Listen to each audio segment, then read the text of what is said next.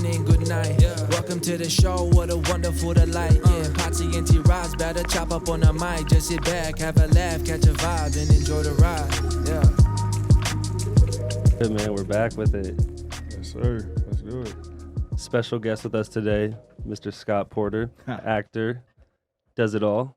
Having a good chat with him. How you doing, man? I'm doing good. Special guest, special in quotes. Yeah, man. Ace of trades. Man. No, I'm doing great, man, and we're just trying to get back to any semblance of normal out here in LA. Just trying to figure it out, but it was a good morning. So good morning. Yeah, I feel you, man. It's different out here. We've been out here. Well, you're out here on the West Coast, but I'm coming from Florida, and Florida is completely opposite of here, man. Like it's a little more ease. People were going out. Like people were going to restaurants. People were eating inside. People were going to movie theaters. I went to a movie theater like a week before I came out here. So wow, to come out here and everybody's like on the patio, on the sidewalks. I'm just like, damn, this is a different time. Like I thought people were not joking, but I didn't think it just was this bad out here. You can't do anything. Yeah, numbers don't lie, right? But I have family that live in Orlando, so nice. I went to high school and college there actually. Oh, where? I went to Lake Howell High School in Winter Park. Okay. Played football there and got invited to walk on at the University of Central Florida. Nice. Got my bell rung before games even started, and realized that it wasn't my future. I was quick. I ran a 4.5 in high school. Had good hands, but Were you slot? I'm 5'11". I was like a West Walker. Yes. Said that's the vibe. Yeah, we had a new coach. His name was Mike Kruzek. Came down from Pittsburgh, and wanted to install kind of somewhat of a new offense and put Dante Culpepper into a position to really excel. Yeah. And so he started recruiting local kids who had speed and were had good hands, and so there was like 6 of us that he recruited out of that Orlando area. Nice. And practice squad just got my bell rung on a tip ball, and just you're like, nah. I kind of got up and looked around, and I had a job offer from Disney World, and it paid more than either of my parents made in a week. And I said, you know what, I think I found it. I think maybe i'll just go do that. Yeah. And that's how it was. Caught a game-winning touchdown against our rival in high school, so I had that like big moment. Yeah. So you experienced it then. 4th and goal, catch a touchdown pass against a guy named Dominic Shaw who went to play at Auburn. So I felt good about myself. Carried off the field. It was Rudy style. Damn. So but I have family down in Orlando. My brother works at Universal Studios, and he's at work. Universal Studios is open. Out here, absolutely not. Everything like Disney World, everything. So when's the last time you been back to Orlando? I haven't been back since in 2019, May of 2019. Yeah, okay, that's not bad. Yeah. So seems pretty much normal then. So let's talk about how we got connected with all this through the agency, Creative, and a charity event that you were starting, and that's how this all came about, with him donating to that and giving you some stuff for that. Yeah, my boy ATZ. Andrew Thomas. Yes, sir. Yeah, Andrew Thomas, shout out. I used to play ball with him out here. Just a good guy, man. And what's Andrew's game like? Actually, sorry for breaking you up there. He's really good. He's smooth. He's just smooth game nothing super sudden. Just something smooth. But I mean, there's something to be said about that. Like, He's reliable, he plays well. He plays very well. He's a good player in Beverly Hills Rec Leagues. So. But he's helped us out a couple of years in a row with an event called Freeze HD, which is to support the Huntington's Disease Society of America in their battle to support families across this country who are dealing with it. Huntington's disease is a neurodegenerative genetic disease that spins out of your DNA basically, and it's described. The symptoms are kind of described as having ALS, Parkinson's, and Alzheimer's all rolled into one. And my mother-in-law and my wife are both positive for the Huntington's gene. And I got involved a couple of years ago. I hit ATZ up, and he's been sending me stuff because he works over at CAA in the sports department, and we've gotten jerseys, balls, shoes, stuff like that. And he said, actually, he knows me really well. We've been friends for years. He said. One of our clients and a good friend of mine has a podcast, and I think you guys would really get down. So let me ask if he'd be willing to donate. And you sent us some shoes, which is pretty cool. My buddies from Orlando already are in a bidding war over them. So, Oh man, yeah. man, I'm out to send some more because I just got all, like the day I sent those shoes to you. I think like that following afternoon, I ended up getting all the gear back I had for this past season. I had a whole bunch of game worn shoes. I had a few jerseys. So I was like, I definitely got to send some more stuff. Oh, man, I'll tell you what. If you got anybody back in Orlando that could take a couple of pictures of them, I'll throw them up on the auction today. For sure. I'll make it a whole pack. Yeah, I'll let's have my do wife that. after this, for Do sure. that for I got sure, you. man. Yeah, man, we are completely we are versatile. The event is this Saturday, the 26th, and it's virtual this year. Oh, yeah. Just as we were talking about, we've done it in person for the first 4 years, and we've made about $800K, and we're hoping in those 4 years, we're hoping that this year we'll get up over a million total. But it's a virtual event, so the one good thing is that everybody can be there. Mm-hmm. Yeah. Whereas you had to be in Los Angeles, you had to be in Hollywood to be able to go. In the years past, now everybody can go. So it's this Saturday from 6 to 8 p.m. Pacific Standard Time, and everybody can log on. And we've got amazing performances, and we've got a live auction that's actually going on right now. And where can they log on to? Yeah, they go to hdsa.org/freezehd. Okay. And if they want to go straight to the auction and see what we got, they can go to hdsa.org/bid, and that takes you straight to this auction. And we got crazy stuff. I don't know, for gamers out there, I'm a gamer. We're gamers. Big There time. you go. So I got a lot of connections in the video game world. I do a lot of voiceover and stuff. Yeah. We got a Cuphead Xbox One console that they only made 50 of. We got one of the Taco Bell Xboxes that, you could only get from Taco Bell. And when Wow. you turn it on, it goes boom. It does Like the the- Taco yeah, Bell like the bell, bomb. the bell, Yeah, it does yeah. the bell. We got a ton of signed stuff. The Last of Us Part 2 PlayStation signed by all the Yeah, I cast. just played that. Great. We've got like art prints. We just got a ton of stuff, man. We got sports memorabilia. That's sick. We got like a John Elway signed football and a Derek Jeter signed bat. And, I'm actually gonna sign up after. I'm gonna try to look at some stuff after this. yeah, Yeah, man. you should, man. Definitely. I'm We'll gonna have to take a look on it. Take Yeah, a for look. sure. Yeah, gaming. We got Zoom calls with casts. I used to be on a show called Heart of Dixie. We got the Heart of Dixie cast doing a Zoom call with a lucky fan. We got the star of Lucifer, That's Tom dope. Ellis, That's dope. doing a Zoom, and it's really cool. It's very timely because I just closed my deal yesterday. I'm joining the show for this 6th and final season. So I'm. That's Oh, awesome, that's man. super dope. Congrats, Congrats, man. bro. So as That's soon as dope. we get out of here, I got to make a social post and put it out there. Super dope, bro. Joining the cast, and so yeah, man. There's a ton of really cool stuff, but yeah, a lot of video game stuff. That's my fault. No, for sure. I was actually just looking at some of the video games you worked on. And I bet you probably didn't know this. You worked on Spider-Man. Yes, sir. Could you guess who he was on Spider-Man? Did you play it? I played a little bit, not as much as you. You were obsessed with it. Yeah, I finished it and played it. It was a great game. Which It's one? Harry Osborn, Oh, really? main Yeah. character, bro. How does that work doing those voiceovers? Is that pretty like fun, or do you have a good time with that? It's hard. It seems like it's a lot of work, man. There's so much in that game. Voiceover is interesting. It is difficult because when you act on screen, whether it's on stage, say I started out in theater, or it's, on screen for movie or television, you're always with people. You're always bouncing things off of people. And it's always organic how a conversation and dialogue works when you're actually got somebody responding to you. And that drives your emotions, and that drives, how you deliver a line. But when you're in voiceover, you're in a booth by yourself, quite often without any context at all, with a script. And they are top secret with everything, man. Everything. So They you don't just tell have the lines and nothing else? Well, Yeah. you just have the lines. You're not looking at a video. You're not looking at anything. No.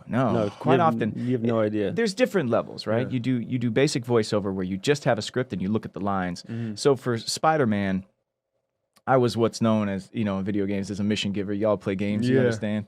And so most of my stuff was just over voicemail. So I Okay. just had all of these not missions bad. that I gave. But if you played to the very end of the game, Harry Osborn is going to become something. I know it is. I know what's happening. And I know how it went down. So that's the other thing. So like, this is a game that, I know they have this whole thing with PS5 and that's coming out with Miles Morales. Do you have to like constantly like go back and like kind of do more voiceover lines? Because I know the game kind of just gets expansive, and I know like once you beat it, they'll have more missions like later on, in the future. But like, do you have to go back to like work and do that? Yeah, with DLC they have for Yeah, like every yeah. game. So if I rewind back to Batman Arkham City, which Yeah. is I played Nightwing in the Mhm. Arkham games, and yeah, it was crazy. If you Yeah. watched No, Batman the I finished all of animated, them. did you ever watch Batman the animated series, the Yes. cartoon? Right. Yeah. So So that's the voice of Batman. He's always been the voice of Batman, right? Kevin Conroy. Yeah, is his Kevin name. Conroy. And he's the voice of Batman in the Arkham games. My very first day, I walk in and he's walking out, and I was like, You just met Batman. yeah. And it was like, there's the energy, man. I was like, that's crazy. And I said, I'm Scott. It's nice to meet you. And he's like, oh, I'm Kevin. And I was like, oh my God, it's Batman. What is going on? And so I get into the booth, and my first line to him was something about like, oh, still lurking around on rooftops, I see. And he turns around and he says something to me, like basically like cut the crap, and I heard his voice in my cans. Yeah. Just like we're wearing them now. And I was like, That's a lot. That's a lot. and I stopped talking. Surreal. And for that game, they had the animation kind of already built a little bit because the performance capture, that studio is in London. So they had a stunt actor do all the Nightwing stuff. Yeah. They used my face, and they would then map my face kind of into it with facial capture and then how your mouth moves and stuff. But match it so for that game, it was just the animation was already there. And I just I fell out. I heard his voice, and I was like, I need a second. I need a second, everybody. So that would take me, because my favorite hero is Batman. So I'm just always, and everybody always talks about like they have their favorite Batmans of like Christian Bale and not really Val Kilmer, but like Michael Keaton. But for me, it's always been like the voice. The voice is the one thing that's always stuck with me. Yeah. And I think if I was doing the same thing, I would have been like, I need a second, bro. Well, for that game with the DLC though, they didn't know quite. I mean, I think they had some story ideas of where they might go or what they might do. Yeah. And what they ended up doing was building out a complete and total DLC for Nightwing himself. And it was Nightwing going after Penguin. Yeah. And it was this really cool thing that I never expected to happen. But yeah, so I will work on a game for over 2 years. When I did Madden. He was Colt Cruz. Oh, wow. Okay. Yeah, and it's weird because I was like, years ago, or like a few years when the game came out, I kind of was looking like, I was like, let me just look up this cast, because I was like, I wanted to see who these guys are, and it's so funny. And I was like, yo, he is, and it's weird because he looks just like him. And I was like, and no, because they still have Colt. They had Colt for like 2 years on like the Madden things where he was like a big part, and I think even this year, he might have did he make an appearance on? Not this year, because he was I don't know, something happened where he ended up, I don't know, became friends with the main guy, and then became players. We did that, and that was insane. But it was a proof of concept that Mike Young over at EA had this idea to put a story in Madden. Yeah. And he had to sell the hell out of it to everybody above him at EA. EA is about making money, and they're wait, how does the story mode make us money? And he crafted this story, and it was incredible. Long shot, I was so lucky to be a part of, but I was working on that thing for about 18 months before they even got approved to make the game. Wow. And then once I got approved to make the game, I was working on it for another year and a half. So that was 3 years I was going on that thing. But it was just doing voiceover work. I went up to EA in Vancouver. They have a whole football field volume where they shoot stunt, but it's where you go and get performance capture done, and it's in a dome in Vancouver, BC. Yeah. Wow. It's in a dome, and you go up there, and they've got a full football field. They also have, their campus up there is insane. They got everything. But inside there, they also do all their Battlefront stuff. Oh, Battlefield stuff. Battlefront, Star Wars Battlefront. Both of them, yes. Yeah. We play all They'll that. do a bunch of the stunt stuff up there because the space is so huge. Yeah, they use it. And I've shot on all different types of performance capture stages, but that one was giant. But yeah, 3 years on Madden, and then after that we had to make the games much quicker because once Long Shot became a hit the first year, it won awards. No, I know. It was a great game. It was really insane. fun. And Mahershala Ali was in it, and Dan Marino was in it. as a coach. One day, I worked with an Oscar award-winning actor in Mahershala, who is just incredible, and then I worked with a Hall of Famer in Dan Marino the same day. That must have been a fun day too. That's wild because I love that game. I played it all the time, and even now I'm playing it. Yeah, we're playing the new one for sure. So do you play all these? You play all these games? I'm one of the voices and creative character and face of the franchise this year. So Colt Cruz isn't in the game, but I am. Yeah. If you listen to there's 3 different voices. There's the guy who acted all out on stage, Derek. He's amazing, and he's the bass voice. He's got a deeper tone and everything. Most people choose him. Yeah. But it was a funny story because they wanted me to come back and voice the character, but they told me I couldn't have the Southern accent anymore. I couldn't be Colt Cruz. It couldn't be. So funny, bro. That's crazy. Come on, Dev. What are we doing? We got to get going. We're going to make the draft. But they were like, it has to be so completely different. I said, well, why don't I just use my regular voice? And they're like, yeah, but you still have a Southern feel a little bit. Now, we need you so far away. So next thing you know, my voice is like a New England. They wanted like a mix of like New England. They're like, we don't want it to be Boston, but so if you play as me, you're like, when I get a question in the press conference, I'm like, yeah, I feel I'm pretty good. Feeling pretty good out there in the field. You know, it is. I put the ball in the place where the receivers can go make a play, and I felt good about today. I have to redo my whole creative player, and because I had to choose that voice from now on. Oh man, when you get in a fight with that guy, it's like, bro, you know you're gonna lose. You know, when the two characters start fighting, it's that guy. I get a lot of attitude, but So that was crazy, man. But shooting that was we did it in COVID, so in COVID protocols. So they sent a rig to my house. I put blankets all up in my closet. I got on Zoom with the director. I watched somebody else's performance and then had to speak in a Boston accent to his intensity, and kind of match in my closet in my house. That's asking so Whereas much. usually I'd be in a studio, we'd have all this energy, and so I had to do that whole game from my closet, which is that's insane. grade crazy. A professionalism. But it turned out great. No, it's a great game. I think actually this year's Madden is probably my favorite Madden because this is one of the only games I don't really. I used to play like Call of Duty a lot, and I used to play like NBA 2K a lot. And when I played this year's Madden, I was like, oh, this is a whole new feel. And so I just been kind of stuck. Well, the yard, yeah. 'Cause it makes it play like my park, and it's then like my park, and you got like, NFL street vibe. NFL street vibe too. So it's like it's a little bit of nostalgia to it. So I end up playing that for. But you're stuck on UFC now. This guy won't stop playing UFC. I can't. I'm binging right now, but it is. Did you hear the new wrestling game that's coming out? They gave the wrestlers like superpowers. Like, sorry, no, that's not AEW. That's the that's like lightning flying from people's fingers and stuff. It's the WWE Superstars like Battle Royal, but it's like their niche is like actually their superpower. So like, if like a Superman punch from Roman Reigns is gonna be like him jumping 1,000 feet in the sky and then coming down with like an actual Superman punch. Like, it's like fight. It's like an NFL Mortal Blitz Kombat version. Type thing. Yeah, it's like an NFL Blitz version of WWE, which is crazy because WWE is also just already crazy. It's already, yeah. Do you remember Blitz the League? That game where they would literally give you steroids. They would give you legs broken. Your player got hurt. Broken. Yeah, he broke his femur. Do you want to just get him healthy the natural way, or do you want these $10,000 worth of steroids? I'm like, what is this? I was like, is this? No, that game was mad. That game was crazy. It was crazy. Yeah. That should have been for kids, but yeah, we can't talk about it anymore out here in Los Angeles since Tyrod had his lung punctured by his own team doctor. We were talking about this morning. Was that intentional, bro? Yo, it had to be intentional. And then their coach came out after the guy game. Really good friends with Herbert. That's what I'm saying. And then the coach came out after the game, said if he's healthy, we want to start him. And it was like that. This seems like all planned, almost. Like what the heck? It's crazy, man. You know how bad that would hurt? That would hurt to puncture somebody's lung. You don't do it by mistake. How did? I mean, for real. You can't do it by mistake. Okay. For me, I'm a skinny guy. For me, he might be able to do it pretty easily. I mean, what kind of pregame situation are you getting that you?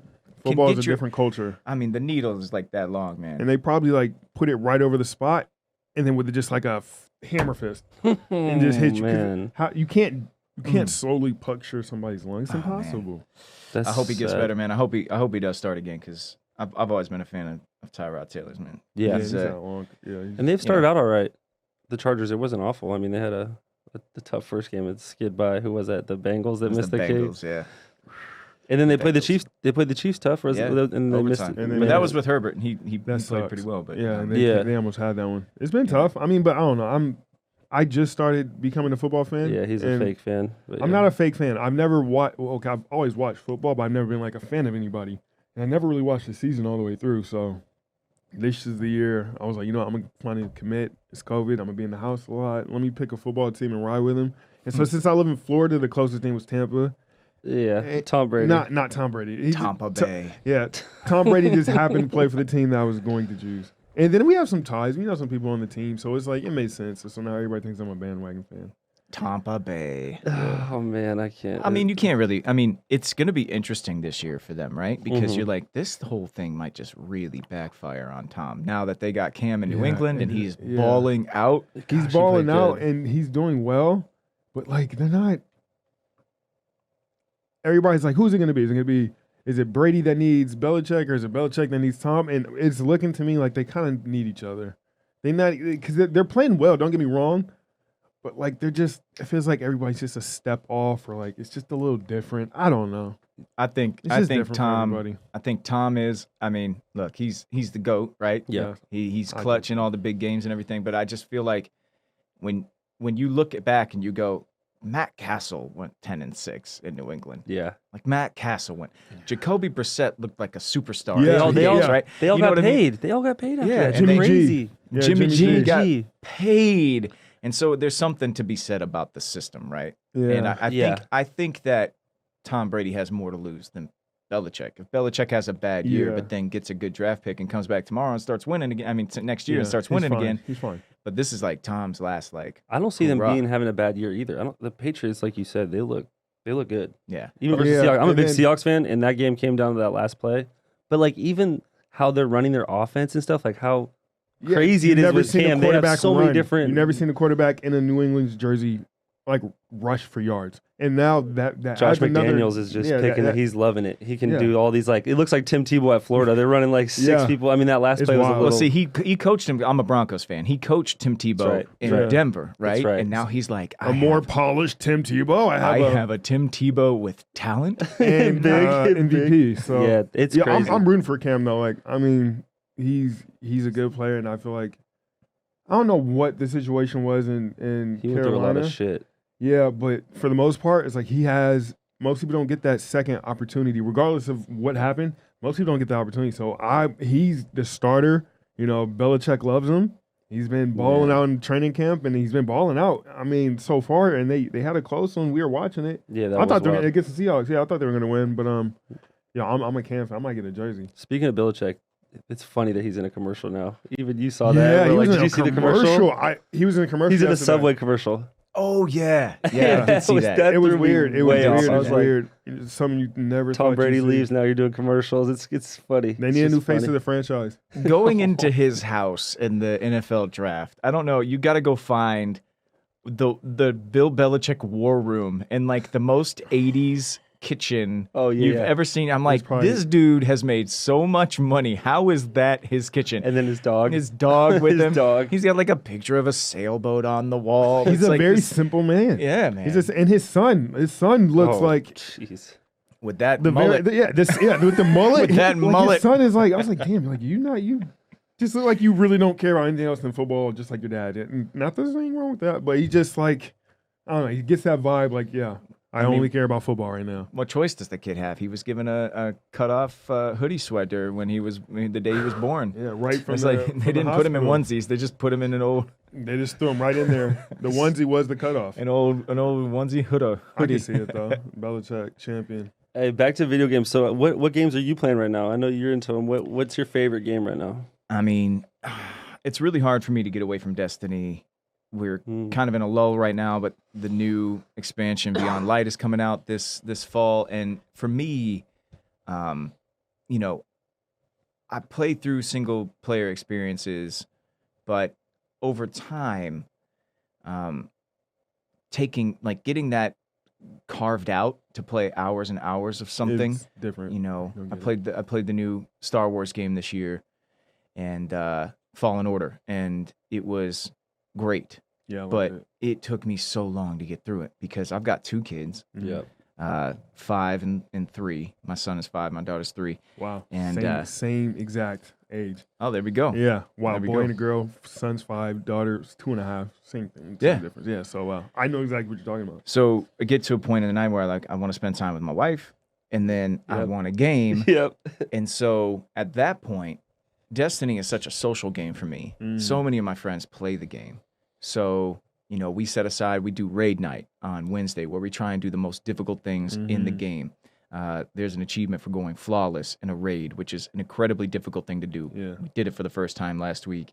That's And it was like, celebrate. Yeah. Were you guys yelling? It's like Open we were the going wine, crazy. pop the No, wine. we were going nuts. Yeah. I love that when we get hyped after just getting a win in Yeah. something. It's Yeah. like, It and makes what are you playing on? I play everything. I have Xbox, PlayStation, and Switch, but with crossplay now, It you can makes it a just lot easier. so you know I just stay on my Xbox because that's a lot where a lot of my friends are, and Destiny's crossplay? I have 170,000 gamer scores, so I just want to keep on Yeah, building. hey, Gotta keep get it my going. trophies going. Keep you know, it going. Wait, that's Destiny's on crossplay? Is crossplay? Yeah, Destiny can be. I've never played it, and, Yeah, I keep hearing people saying it because I've heard somebody else said that like when they start playing it, they just got lost in it, and they just the only game they play. But like, and like you said, and they said it's very social too. Like you can kick it, and that's so much of our relationship now. We grew up, together in the same neighborhood, like not in the same town, whatever. But now, since I live across the country, 85% of our relationship is just putting on the headphones, talking through the game, and just like hanging out. That's like our bar, going to go get a drink, and it's just like.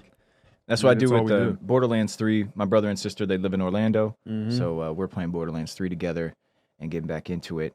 And when I say Destiny's crossplay, what I need to say is that you can migrate Destiny. So you can take your account and take it from Xbox and go to PlayStation, and then play with your account on PlayStation. Okay. Then you can migrate back to Xbox. So crossplay is coming, but I know with Call of Duty. Yeah, you can just jump in the same lobby. I'm about to start getting into that a little bit more. We've been on that a good amount the last couple of weeks. Yeah. So how many people do you play with on Destiny? How big a group are you guys? Like when you do your raids like that? They call them clans, right? So he's got his I'm clan. sorry, he's selling me on this. Like I'm getting like the sense of like band together. You like the camaraderie part of it, love where it it's so like much. you're all doing something to get to the final goal. We have a clan of a group of friends that like actual tight friends that we're like there's like 20 of us. And then outside of that, we met another clan that we teamed up with. Yes. And these guys are like me. They played Halo in the very beginning. Yeah. They've been together like on message boards and everything before you could even be together, like have an in-game group. They've been talking for decades, right? And we met these guys, and they're the TTL clan. They're the Tide the Leader clan, which if you ever played Halo, which like I did, like one of the things the guy would come on and say, Tide the Leader, and so that was like the thing. They were, Tide the Leader took the lead, and so Tide the Leader is their clan. So we got together with them, and we've been just doing a ton of stuff. And so like one time, how many people do you have actually? Like the biggest group. Yeah, you like guys so had the ever biggest group. like so band raids together. in that game. So mostly fire teams in that game are 3 people. Okay. And you do a lot of the content with just 3 people. There's 3 different classes: Titan, Hunter, Warlock. So I think that's why they had that 3 thing. And then when you play Crucible, which is their PvP, it's 6v6. And when you do a raid, you can have 6 people. But then they've got these world events where you can have, the instance that you spawn into. Like they have this thing called Escalation Protocol. You can get up to 12 people, like just working together, just 4 fire teams of 3. It takes some manipulation. I was gonna say, but you can get there. You land in the place. You be like, "Yo, can I jump in a party with you, stranger?" And you jump in a party with them. Then you start inviting people in, and then you get your whole crew in there. You remember when we used to we used to be into this. What is that game? It's like it's a game app. It's a Conquer. It's like we play. It was the Game of Thrones. It's like an RPG it's like an RPG. It's like the role playing like Conquer type game, right? It was Game of Thrones. Game of Thrones. Conquest. The app. When I mean we were into like the culture of this little game that we were playing, it sucked us in. We were in a whole new world. This sounds like that, but on an actual video game, he's talking clans, he's talking raids. It's like all language I've been, familiar with. Can we? Yeah, I'm down. I know a lot of people that play Destiny. They are obsessed with it. Our homie Jared, he loves it. No, not Jared. Oh my God, the game is crazy because they really are trying to do like a, MMO RPG, right? Yeah. It's like what they're trying to do, but also with first-person shooter elements. And one thing Bungie does, like when you pick up this game and you play it, it feels better than any other shooter. It just feels better, man. The feel of it is crazy. But you have to also, like, if you come from playing Call of Duty or Apex even, like, I'm a big Titanfall fan, so I play a little Apex and everything. Yeah. But even then, you don't get as wild as they get in Destiny because each class has superpowers, like, Nova bombs, throwing these giant like Hadoukens down onto the earth that blow up, and like, sometimes the solar Titan, he's a big fire hammer, and he'll run around the map just swinging this giant hammer and everything. It's insane. So unless you're into like the space magic version of it, like, it might turn you off a little bit but it feels like Halo used to feel. Like when you jumped on Halo for the first time, you're like, this feels unlike any other game I've ever. And Destiny feels like that. It's so good. And I got a 4K TV at home, 80-inch 4K TV on the wall. Oh my God. And it's like it does the 4K upgrade. Destiny's one of the games that does it. And like, man, I can't That's what I was going to Can't ask wait. you. I was going to wonder if you played on a big screen or if you played on monitor, because when it comes to shooters, a lot of people play. Like, I play on monitor for Call of Duty just because it seems like a lot. There's an input lag, they say, and all that. Yeah, But my boy Justin, his name is his gamer tag's Dusk with 2 Ks. He was an MLG pro for a long time with Halo. yeah, And he carries my buddies through Call of Duty to victories all the time now, because he plays on a 23-inch personal monitor. that's what I'm on. And he recommends everybody do the same thing. I've been trying to get him on it for No, shooters. he had it out here the other day, and I saw it, and I was like, "This is actually." It's good for certain games. Don't get me Yeah. wrong, but like when we're playing like Madden or 2K or games like sports games, I feel like a bigger screen is better, especially if you're playing with somebody else. But like if you're playing a solo shooter, like a first-person shooter like COD, I feel like it's better for sure. I need to get on this Destiny, man. For me, the skyboxes on Destiny are just gorgeous. You're going to all these different planets, and so I just love seeing it. Yep. And plus, I sit like 20 feet back from the screen, Yeah. So, but it's pretty awesome. This reminds me of like You need to Ready get a- Player One. You need to get a games rig. You got do you know yeah. those little personal gaming We were rigs? just talking about that yesterday with somebody. They're saying the ones that you unzip and fold up, right? And it folds it has yeah, a it's like a screen. suitcase, Yeah. and they have That's good for travel. It's The good for travel, right? the Guardian is their new one, and they gave us one for the auction actually. And Really? we got a Xbox One XLE that we put in there, and yeah, man, I have one. Yeah. I have one of their older models, the Vanguard, and I have noticed over time that when I'm on location, and I take the thing with me, Yeah. and when I'm on location, I just take that and I game out of that little rig, and it's a little 20-inch screen, and I'm so much better. No, for real, Yeah. shooting, the quickness of it, it's crazy. Yeah, I'm about to keep doing that. I'm about to get a little rig. yeah, man. So we can't not talk to you about like Friday Night Lights. Talk to us about that. I mean, it's obviously a huge show. You're a big part of it, the start of it, and talk to us just about that whole experience, man. Oh man, that getting that job in the first place was crazy. It's just, you ever have people ask you like, how, like with you, like you probably through the recruiting process, like how do you get recruited? How do you get, I need to do that. I need to figure this out. Yeah. Or like they'll ask you guys, be like, oh, you guys got this awesome podcast. Like what do I need to do? Mm-hmm. And there's just never like a great answer. It's like people ask me, they're like, how did you get in Friday Nights? What do I need to do? Well, my road was crazy. And I was a beatboxer for a long time in Orlando. I started doing stage shows and then booked an off-Broadway show and was up there. And my first pilot season came up and I was doing an off-Broadway show. And at the time I was up for the role of Tarzan on Broadway. Oh wow. And I didn't get it. They offered me the understudy. And I was like, well, I'll do it as long as I can have an out in my contract to go do TV if I book something. Because this is my first pilot season. I'm like 22 years old or whatever, 24 years old.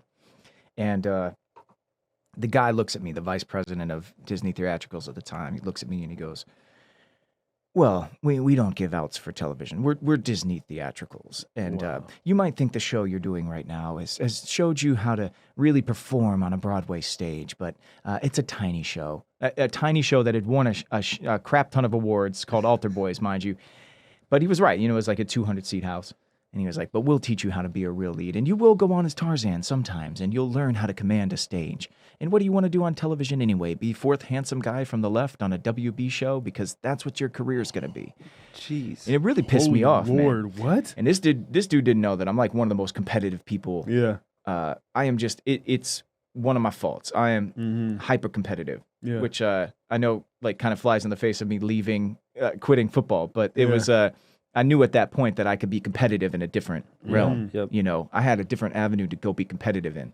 And so he pissed me off. So my first pilot season, and I'm getting all these pilot scripts sent to me. And pilot season, for anybody out there who doesn't understand, it's not the same anymore. But back then, you would get, like, the agency would get 700 pilot scripts. And it'd be a mad dash. And you would be reading them. You'd be going in 3 or 4 or 5 auditions a day.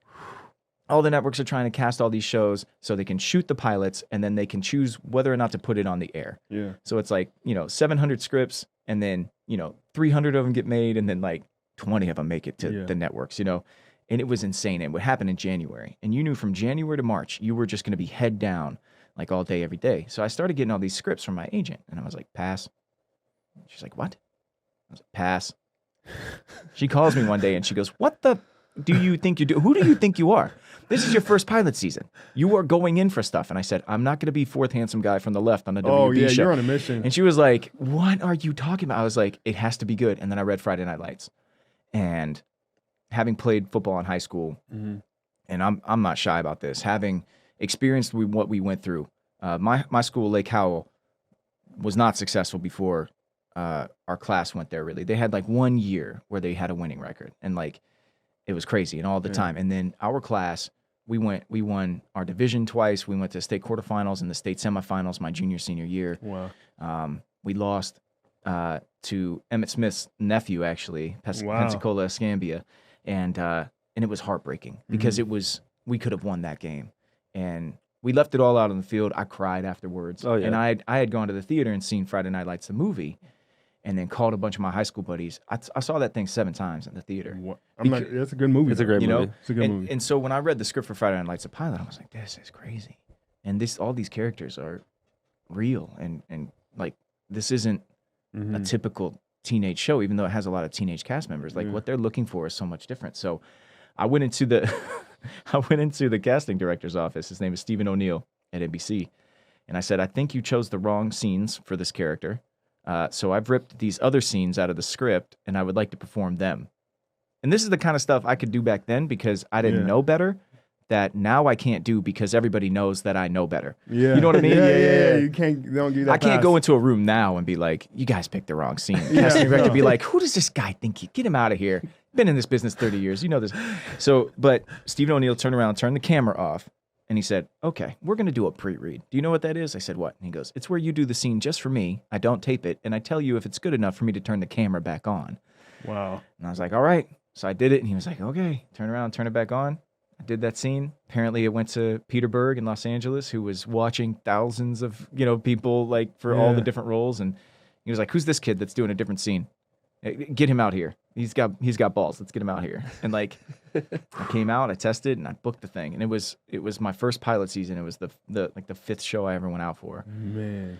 And I knew from just reading that script how special that show was going to be. Yeah. So how did you feel when they said, "Okay, we sent it out and now they want to meet you"?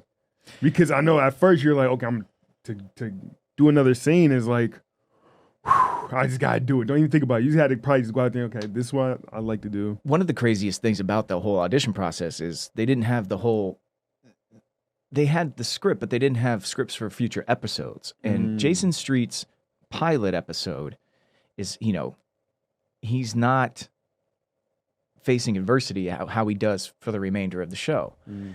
And so they needed to pull scenes forward to make sure that I could perform, with facing this adversity and all these things. So what they did was they just pulled a Derek Luke scene where Boobie Miles finds out his football career is done, and they made me do that scene. And I'm like, "You're going to make me do a scene that Derek Luke, I mean, the dude is, I mean, he's the ultimate, man. He should have been such a bigger, he deserved to be superstar level. He's very well respected, but I mean, for sure. Derek Luke is incredible. And if you watch that scene in the movie, oh, it was sad. It's insane. Just even him at the saying like the doctor telling him like what, like, "Yeah, you're done playing." He's like, "What does that mean? Can I play next week?" Like I was like, "Oh damn!" Like, so that's the scene. That's the scene I had to perform in my test. And so they were like, they want to test you for the show, and I was sleeping on a couch still in New York because I was doing an off-Broadway show. I was making $720 a week trying to live in New York City at $720 a week. That's tough. Doing art and then, just, hitting the grind every day. And I was like, okay. And they flew me first class. And it's the first time I'd ever, it was crazy. I worked in Tokyo Disneyland for a year. That's the only other time I'd ever been flown first class because they fly you business class over to Japan and they fly you business class back. And those were the only 2 times. So I'm flying first class to Los Angeles. They put me up in this amazing hotel room, like it's 2-bedroom suite. I'm like, why do I need a 2-bedroom suite? This is crazy. And then I go in and you have to perform in a tiny room for like 40 executives. And then they tell you within a half hour, basically, "Okay, we all like you. You can go to the next room of 40 executives." And so you test for the studio and then you got to go test for the network. Oh my God, my anxiety. So I was in there and I'm doing that scene. And so I was like, I could turn on the waterworks. You know, there's another actor in the audition who came out still crying. And Minka Kelly, this is when her and I became really good friends, is he came out still crying into the room. And she's like, stop it. Stop.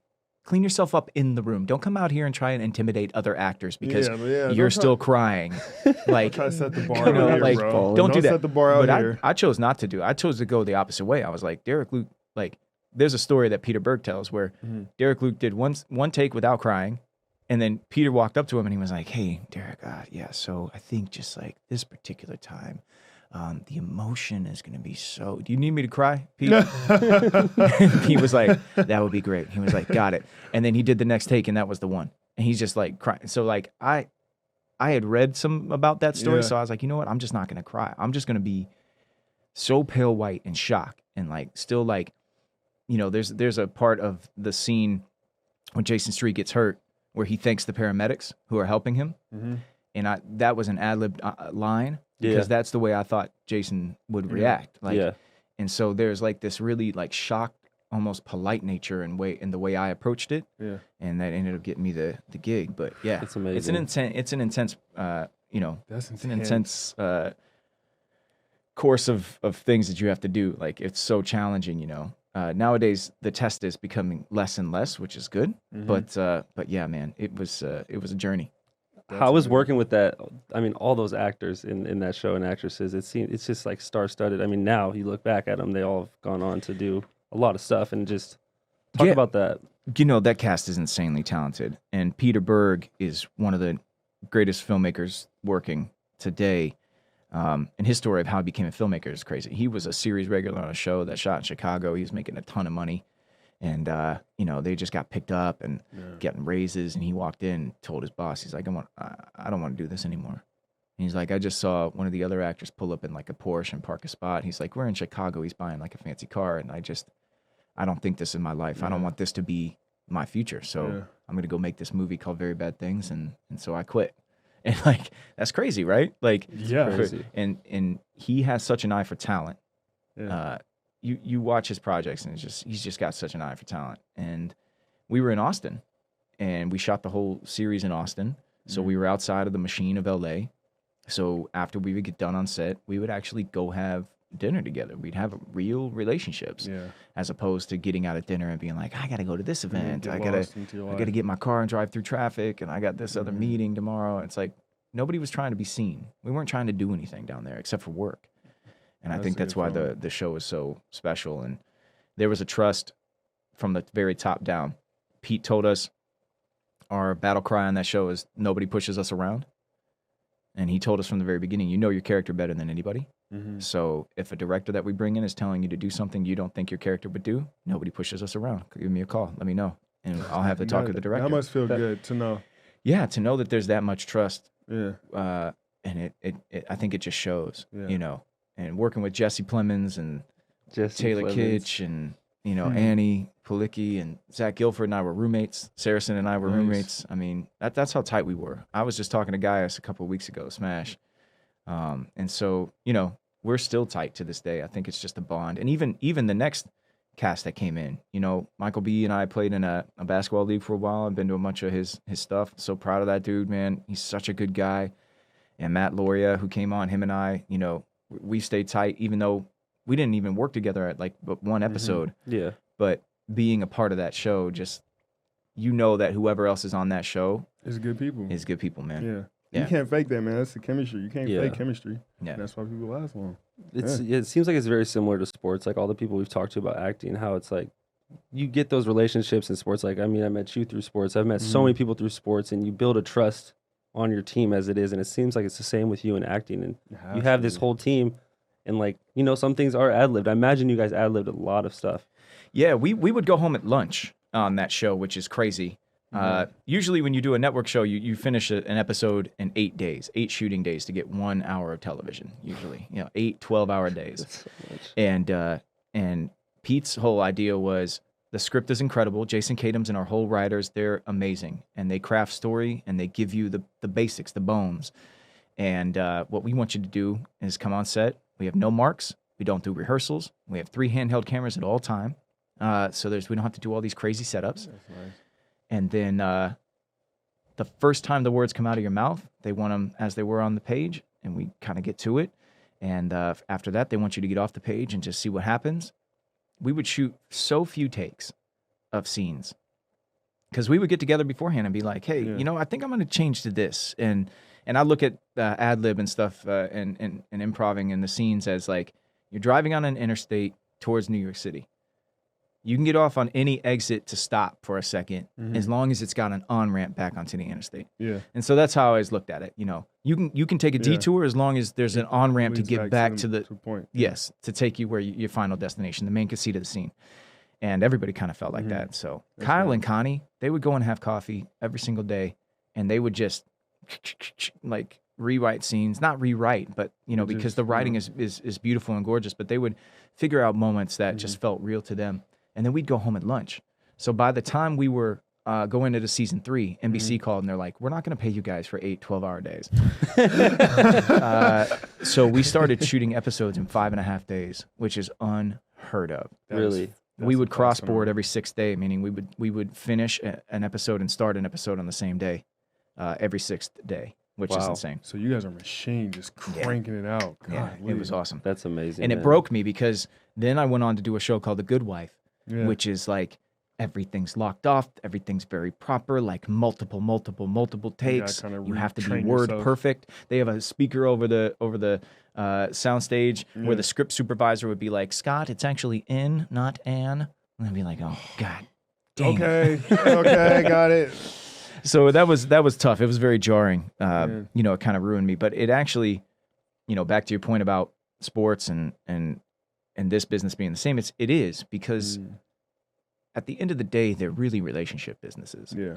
I mean, you look at players in the NBA. You look at players in the NBA right now who are getting more and more power to like kind of get to go where they want to play with the people who they want to play with, or bring people in and do all that. And they bring it, and that. But those are relationships that were built, you know. Yeah. And then if you have a good, you know, with what I do, you know, Lucifer that just came up. It came through a number of different relationships that I had.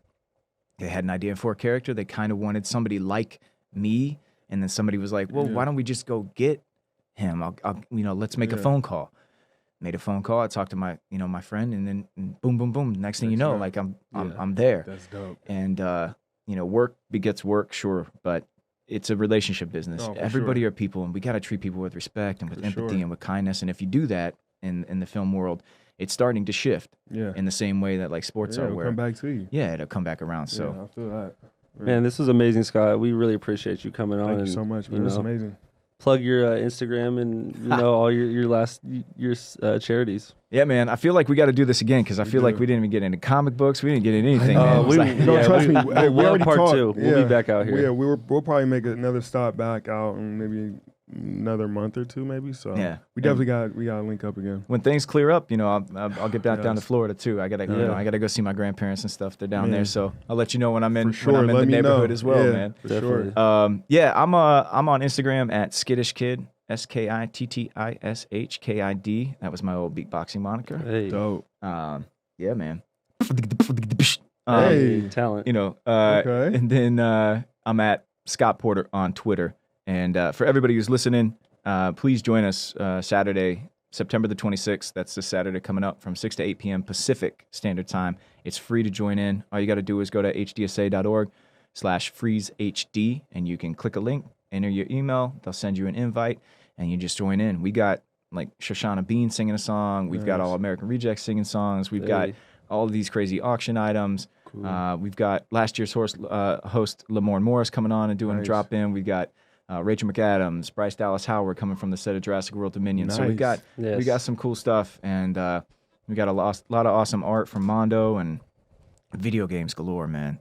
And sports can't wait to look into it. And then you got a Terrence Ross jersey coming. Yeah. Oh, I got. That's a big one. I'm missing a 2020 jersey this year. Oh man! So as soon as I get after this, I'll tell my wife to send me a picture, and I can see my buddy. My buddy's a screenwriter, Jamie Linden, and he's determined to win. He's a huge Magic fan. Oh my and God, he is just determined to win. I'll put a special. I'll put like an orange jersey up or something for this one. Oh, you throw something in, he's gonna definitely. I got you. You know. All right, man. Well, I appreciate it. Thank you guys so much for having me. We gotta do it again. Yes, sir.